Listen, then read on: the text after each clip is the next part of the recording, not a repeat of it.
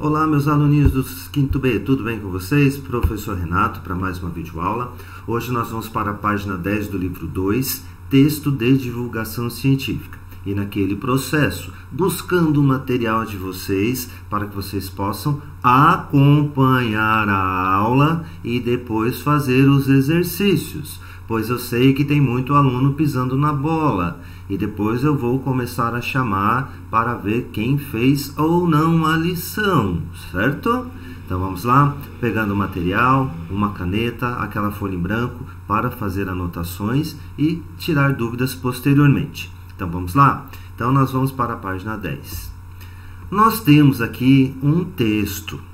Como na minha tela fica muito pequeno, eu vou fazer a leitura através do meu livro e vocês acompanhem. Nós vamos começar, então vamos lá. Textos jornalísticos divulgam as descobertas das várias áreas do conhecimento, como cultura, política, economia, ciências, entre outros. Leia o texto a seguir, que divulga informações da área das ciências. Então vamos começar pelo título. Vovô e o videogame. Nossa, será que o vovô está jogando videogame? Será que o meu vô está jogando Free Fire? Minecraft? O que está acontecendo? Então vamos fazer a leitura. Então vou fazer leitura no meu livro e vocês acompanhem aí. Vovô e o videogame. Você já viu seu avô jogando videogame? Provavelmente não. Ou sim, né? Depende do vô. Mas talvez isso se torne mais comum no futuro. Um estudo realizado nos Estados Unidos mostrou que os jogos eletrônicos podem ajudar a aprimorar certas atividades cerebrais de pessoas idosas. Se você já está pensando em desafiar seus avós no seu game favorito, calma, não vai ser ainda que você vai jogar Free Fire com o vô. Não estamos falando ainda de jogos modernos cheios de monstros e explosões. O estudo utilizou um jogo especificamente desenvolvido para esse fim, chamado Neuro Racer. Ele é composto por duas tarefas. A primeira é guiar um carro por uma pista sinuosa e a segunda, identificar o surgimento de figuras com certa cor e formato na tela, no meio de uma série com muitas outras. Nada muito difícil, certo? Mas o desafio é fazer as duas coisas ao mesmo tempo. Quando realizamos tarefas simultâneas, elas provocam interferências no processamento das informações em nosso cérebro. A capacidade de lidar com essas interferências, no entanto, diminui com a idade e, por isso, idosos têm mais dificuldade de enfrentar esse tipo de situação. Os cientistas pediram a adultos de 60 a 85 anos que treinassem o Neuro Racer durante o mês. Alguns jogaram a versão completa, dirigindo o carro e identificando símbolos ao mesmo tempo, e outros apenas as provas separadas. Em seguida, passaram por testes para verificar seu desempenho no jogo. Os resultados mostraram que os dois grupos melhoraram de desempenho nas tarefas isoladas, mas só o primeiro melhorou na versão completa, ou seja, apenas o cérebro das pessoas treinadas nas duas atividades de forma simultânea aprendeu a lidar com a interferência. Quem treinou com a versão completa também apresentou melhorias em áreas como atenção e memória, entre outras atividades cerebrais. Resumindo, ao treinar os idosos para lidar com a interferência, foi possível, com um único jogo, melhorar suas habilidades em várias áreas. Embora os resultados sejam apenas iniciais, a pesquisa nos faz pensar se no futuro poderemos usar jogos de alta tecnologia não só para diversão, mas também para melhorar nossas capacidades cerebrais. Já pensou? Então vocês perceberam que nós temos um texto, tipo de um texto jornalístico, só que ele tem um pouquinho, alguma coisa diferente. A notícia, ela nos traz o relato de alguma coisa que aconteceu. Já nesse caso, está trazendo uma informação dentro de uma área do conhecimento, ok? Ou seja, que os jogos podem favorecer o desenvolvimento cerebral dos idosos. Agora nós temos algumas questões que vocês vão responder de acordo com o texto. Então vamos ver. Qual o título desse artigo? Então tem um título que chama atenção, não é? Que está destacado. Esse título despertou seu interesse pela leitura? Por quê?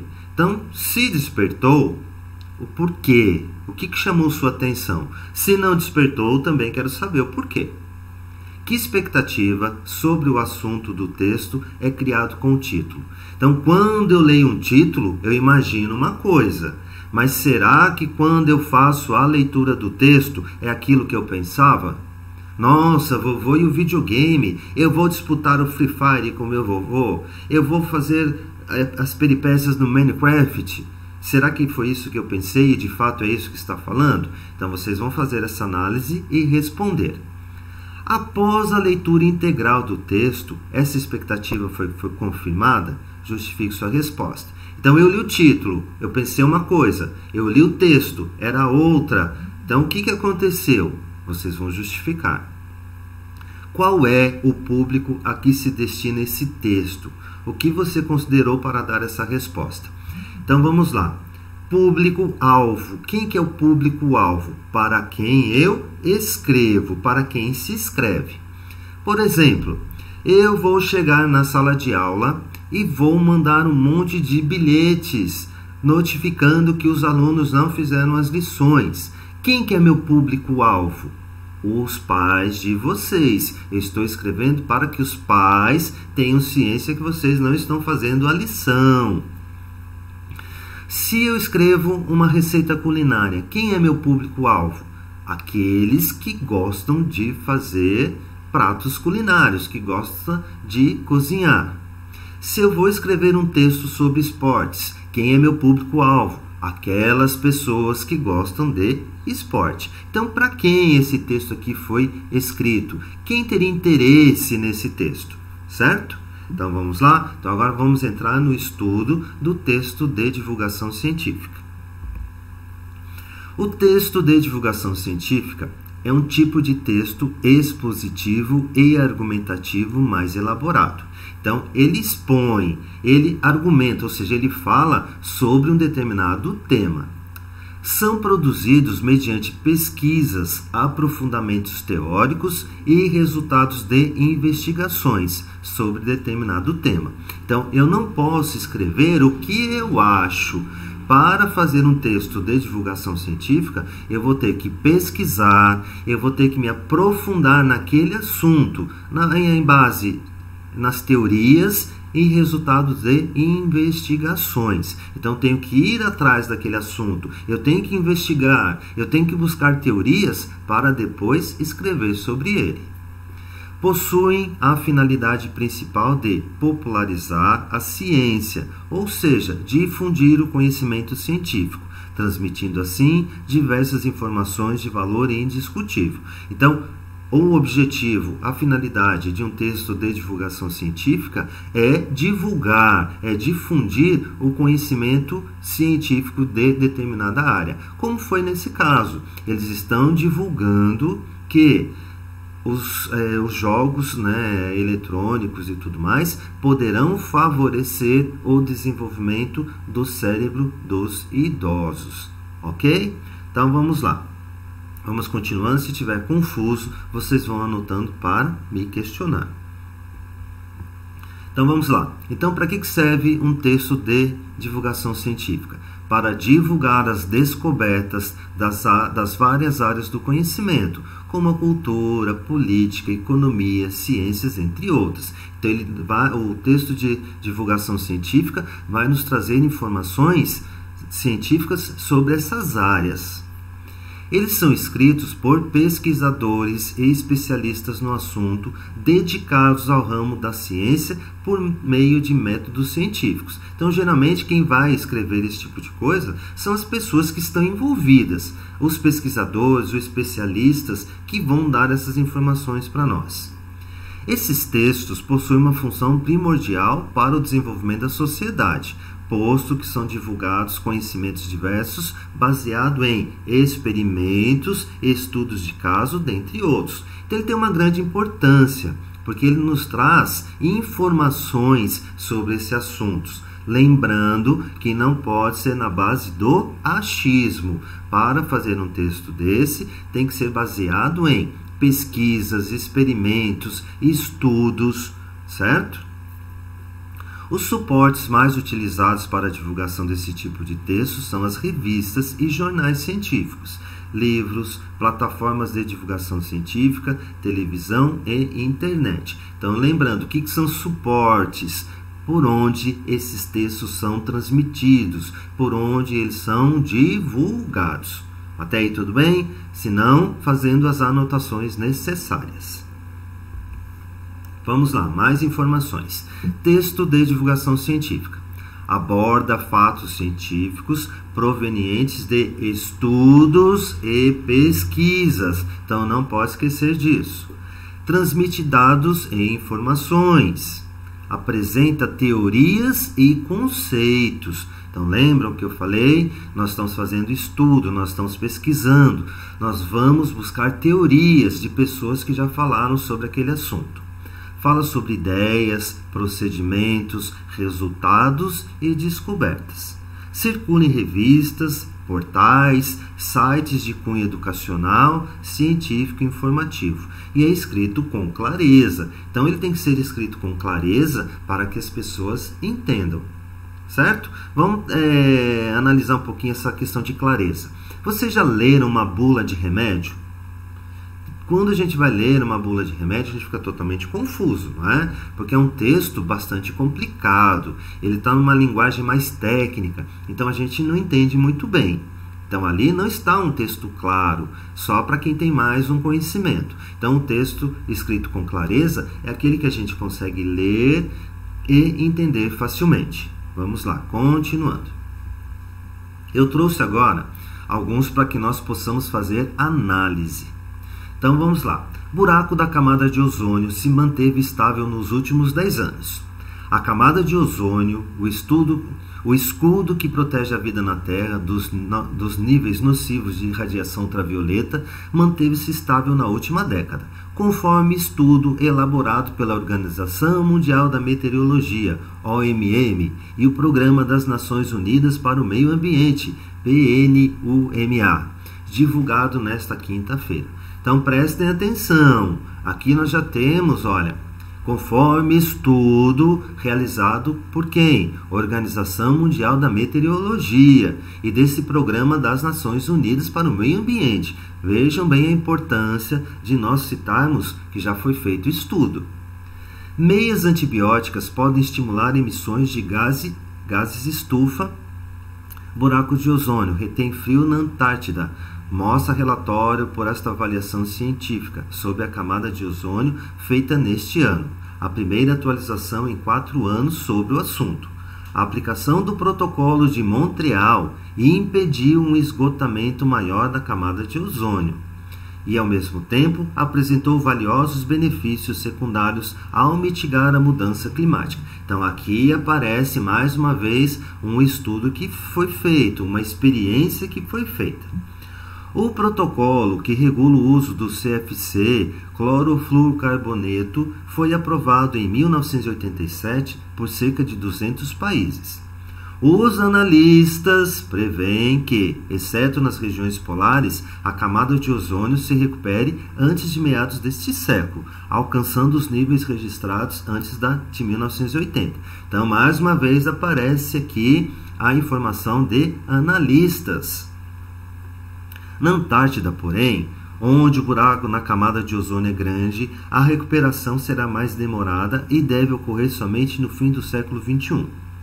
Na última década, o ozônio em nível global e nas regiões do Ártico e da Antártida não estão mais diminuindo, mas também não estão aumentando, salienta o estudo. Fonte, Folha de São Paulo, 16/9/2010. Então, vamos lá. Qual é o título do nosso texto de divulgação científica? Buraco da camada de ozônio se manteve estável nos últimos 10 anos. Como eu sei que é o título? Porque ele está destacado, ele está em negrito, com a letra um pouquinho maior. Assunto, qual é o assunto principal desse nosso texto? É sobre a camada de ozônio. Fatos que dão credibilidade. Então, se eu quero mostrar que meu texto tem crédito, ou seja, não é crédito do celular, não, que ele tem valor, eu vou citar algumas coisas que me dão credibilidade. O que é importante? Se houve pesquisa, quem fez essa pesquisa, o nome de universidades, o nome de pesquisadores, tudo isso dão credibilidade. E o que nós vamos encontrar? Estudo elaborado pela Organização Mundial de Meteorologia e o Programa das Nações Unidas para o Meio Ambiente. Então aqui nós temos informações que mostram que a nossa pesquisa é real, que ela tem fundamento. Discurso direto. Lembram o que nós estudamos de discurso direto e discurso indireto? Então, se eu fiz uma entrevista para alguém, eu vou colocar a fala da pessoa. Eu tenho duas formas. Eu vou deixar o entrevistador falar e o outro eu vou falar por ele. Se eu deixo o entrevistador falar, é o discurso direto. E eu vou colocar entre aspas para mostrar que é ele que está falando. E o discurso indireto é quando eu falo pelo pesquisador. Então aqui nós temos o discurso direto. Na última década, o ozônio em nível global e nas regiões do Ártico e da Antártida não estão mais diminuindo, mas também não estão aumentando. Então aqui alguém que falou. Então nós percebemos que está entre aspas. E aparece o que? Se salienta. O que é esse salienta? É o meu verbo de elocução, ou o verbo do dizer. O que é mesmo o verbo de elocução? É aquele que anuncia a fala de alguém, ok? E nós temos o suporte, que seria a Folha de São Paulo, que foi publicado dia 16/9/2010. O que é suporte? Onde se dá a transmissão do meu texto, por onde ele se veicula, por onde ele se transmite. Até aí, tá claro? Se não estiver, anotem para me perguntar depois. Trouxe mais um para que nós possamos analisar. Açaí faz bem para a cabeça. Pesquisadores brasileiros e canadenses testam o potencial do fruto contra doenças neuropsiquiátricas, como a bipolaridade. Uma iguaria paraense com sucesso no Brasil todo. O açaí já foi associado ao melhor controle de colesterol e à prevenção do câncer. Agora, pesquisadores da Universidade Federal de Santa Maria, no Rio Grande do Sul, e da Universidade de Toronto, no Canadá, adicionam outra façanha à lista: a possível melhora no quadro de transtorno bipolar. É que o extrato do fruto reverteu, em laboratório, uma disfunção das mitocôndrias, organelas que produzem energia para as células. Na doença, elas acabam liberando os perigosos radicais livres. Além disso, houve redução na inflamação, conta o biomédico Alencar Kolinski Machado, um dos brasileiros envolvido no projeto. Sabemos que indivíduos bipolares têm uma ativação inflamatória crônica e informa. De acordo com Machado, é provável que o consumo do fruto, e não só do extrato, já traga vantagens. Um estudo demonstrou, por exemplo, que 120 ml do suco por dia promove um efeito anti-inflamatório capaz de amenizar a dor. O açaí na tigela cairia igualmente bem, pois contém a polpa do alimento. Basta evitar certos acompanhamentos, como o xarope de guaraná, o leite condensado, etc.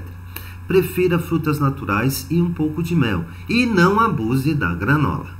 Disponível em http://superabril.com.br, blá blá blá blá blá. Então vamos lá. Então aqui nós temos um artigo de divulgação científica, porque está trazendo informações sobre alguma área do conhecimento. Então descobriram que o açaí pode ser benéfico para algumas coisas. Então, para criar este artigo, esse texto, foram utilizadas o quê? Pesquisas. Foram feitos estudos, buscaram informações, não escreveram por acaso. Então, é um texto que tem fundamentos teóricos. Foram buscar informações com pessoas importantes, com pessoas interessantes, com pessoas que estavam fazendo estudo desta área. Então, vamos analisar. Açaí faz bem para a cabeça. Isso nós temos aqui o título, ok? Abaixo nós temos: pesquisadores brasileiros e canadenses testam o potencial do fruto contra doenças neuropsiquiátricas, como a bipolaridade. O que nós temos aqui? Nós vamos ter um subtítulo, ou que nós chamamos de linha fina. Qual que é a função dele? Complementar o que foi dito no título, certo? O que nós vamos ver na sequência? Se é um texto e nós precisamos de referência, eu tenho quem? Agora, pesquisadores da Universidade Federal de Santa Maria, no Rio Grande do Sul, e da Universidade de Toronto, no Canadá. Então, eu estou dando aqui credibilidade, ou seja, eu estou colocando que pessoas, instituições importantes fizeram esse estudo. Então, pesquisadores da Universidade Federal de Santa Maria e da Universidade de Toronto que me deram informações para que eu pudesse escrever esse texto. O que mais nós temos? Além disso, houve redução na inflamação. Aqui, o que acontece? É alguém falando, é o depoimento de alguém. Então, nós temos aqui o que nós chamamos de discurso direto, porque é a pessoa entrevistada que está falando. Como ele fala ali embaixo também, sabemos que indivíduos bipolares têm uma ativação inflamatória crônica, informa. Então, aqui nós temos a fala do entrevistado, como se ele estivesse falando. Então, nós temos o que nós chamamos de discurso direto, e também está entre aspas. Um estudo demonstrou, então, aqui novamente, um estudo. Então, mais uma parte da credibilidade. E aqui o que nós temos? A fonte, o suporte da notícia, o suporte do nosso texto, por onde ele foi veiculado. Então, nós vamos perceber que é um texto online. Como eu sei que é um texto online? Pelo http://super.abril.com.br, que foi acessado dia 24 de 4 de 2017. Então, aqui nós temos a referência por onde o nosso texto foi divulgado, certo? Então, essa era a nossa aula de hoje. Espero que tenha ficado claro para vocês o que é um texto de divulgação científica. Lembrando, ele vai nos trazer informações sobre a área do conhecimento. Ele tem que ser produzido com base em teorias, estudo, informações, depoimentos de pessoas que possam dar a credibilidade. Ok? E ele geralmente é divulgado onde? Em livros, jornais, revistas, internet, TV.